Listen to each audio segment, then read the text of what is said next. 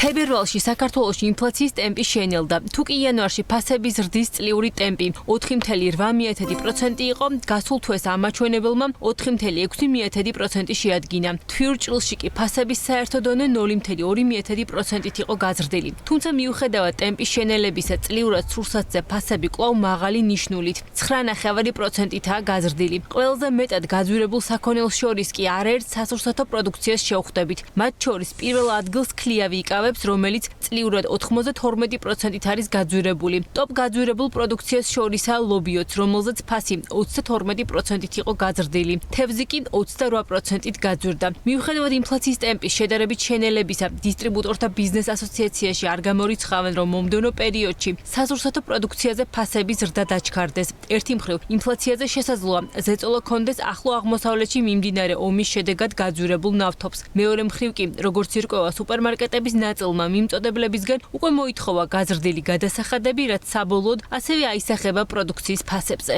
თუ გაიზარდა საწვავის ფასი, გაიზარდა საერთაშორისო გადაზიდვა, ეს პროპორციულად ისახება საბოლოოდ პროდუქციის ფასში, უნდა თუ არ უნდა ამა თუ იმ ბიზნეს სუბიექტს, იმიტომ რომ ფიზიკურად შეუძლებელი იქნება ფასის ცვლილების გარეშე განაგრძოს ოპერირება. უკვე დაიწყეს მარკეტებმა ხელშეკრულებების განახლების შესახებ კომპანიების ინფორმირება და კიდევ გაზრდილი არის ის cashback-ი, ის გადახდის ვადები, რომლებიც საკმაოდ მნიშვნელოვანი ტვირთი იქნება ისევ სადისტრიბუციო და ადგილობრივი მწარმოებლებისთვის და საბოლოოდ მომხმარებლისთვის და თუ ეს პირობები ამ ფორმით გაგრძელდა და ის უკვე გაზრდილი არის და დღეს რიგმა ქსელებმა უკვე მოთხოვეს გაზრდილი გადასახადები, ეს კიდევ აისახება ფასში. საქსტატის თანახმად თებერვალში რიგ პროდუქციაზე წლიურ ჭრილში ფასების კლებაც დაფიქსირდა, მათ შორის რიგ სასურსათო პროდუქციაზე. ამასთან გასულ თვეს თვიურ ჭრილში კვერცხი 3,4%-ით იყო გაიაფებული, თუმცა წლიურად ამ პროდუქტზე ფასი 3,6%-ითაა გაზრდილი. აღსანიშნავია, რომ თებერვალში კვერცხის მწარმოებლების ნაწილმა პროდუქციის 5%-ით გაიაფების გადაწყვეტილება მთავრობის და პარლამენტის მიერ სურსათის ფასების საკითხზე კომისიის შექმნის პარალელურად მიიღო. უკვე დღეს კი კვერცხის მწარმოებელი კომპანიების ნაწილში აცხადებენ, რომ ამ ეტაპზე პროდუქციის დამატებით გაიაფება შეუძლებელია. მათი თქმით, ერთი მხრივ ძვირდება მარცვლეული, მეორე მხრივ კი ენერგომატარებლებზე ფასების ზრდაა მოსაუდნელი, რაც წარმოების ხარჯებს დამატებით გაზრდის.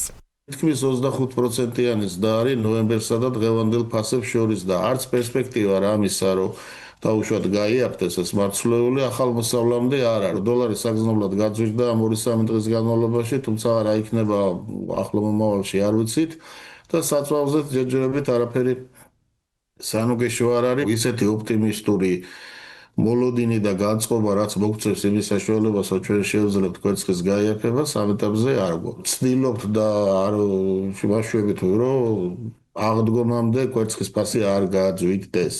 ეს იყო ჩვენი პრინციპი ყოველთვის აღდგომაზე განსაკუთრებით და ახალ წელს არც ერთ შემთხვევაში ფასი არ მოუმატოთ. ეკონომისტების ნაწილი კი აცხადებს, რომ მიუხედავად ინფლაციის ტემპის შედარებით შენელებისა და რიგ პროდუქციაზე თვიურ ჭრილში ფასების მცირედით კლებისა, ქვეყანაში ინფლაცია მაინც მაღალ ნიშნულზე ნარჩუნდება. მათი თქმით, იმპორტირებული პროდუქციისთვის ინფლაციის მიმართულებით დამატებითი წნეხი შესაძლოა ახლო აღმოსავლეთში მიმდინარე ომის შედეგად საერთაშორისო ბაზრებზე ფასების ზრდა იყოს. ამ ფონზე სპეციალისტების ნაწილი არ გამორიცხავს, რომ ეროვნულ ბანკს ინფლაციის მოსათოკად რეფინანსირების განაკვეთის გაზრდაც დასჭირდეს. როგორც წესი, ჩვენ გვქონდა ადგილობრივი ინფლაციის მაღალი მაჩვენებელი, იმპორტირებული ინფლაცია უარყოფითიც კი იყო ბოლო თვეებში და აქ ახლა გეოპოლიტიკაც შემოდის, თუ გრძელვადიანად ნავთობპროდუქტებზე ფასები გაიზარდა და ამავდროულად ესე ვთქვათ, ლოგისტიკა, ტრანსპორტირების ხარჯები რეგიონში გაიზარდა, უკვე ადგილობრივი ინფლაცია შეიძლება დაემატოს იმპორტირებული ინფლაცია. მარტი-აპრილში 5%-მდე მაჩვენებელი შენარჩუნდა, იძულებული გახდება უკვე ეროვნული ბანკი, რომ ჩაერიოს ამ პროცესებში და უპირველეს ყოვლისა განაკვეთის ზრდით სცადოს ფასების შეჩერება. თებერვალში 5.9%-ით იყო გაძვირებული ჯანმრთელობის დაცვის ჯგუფში შემავალი პროდუქცია და მომსახურება. სასტუმროების და რესტორნების მომსახურებაზე კი ფასები 7.2%-ით გაიზარდა. აღსანიშნავია, რომ საქართველოში წლიური ინფლაცია უკვე 1 წელია ეროვნული ბანკის 3.3%-იან მაჩვენებელს აღემატება. ამ ფონზე კი პარლამენტში პროდუქციის ფასწარმოქმნის საკითხებზე შექმნილი კომისიის ფარგლებში 5 მარტს სადისტრიბუციო კომპანიების მონაწილეობით მორიგის ხდომაა ჩანიშნული.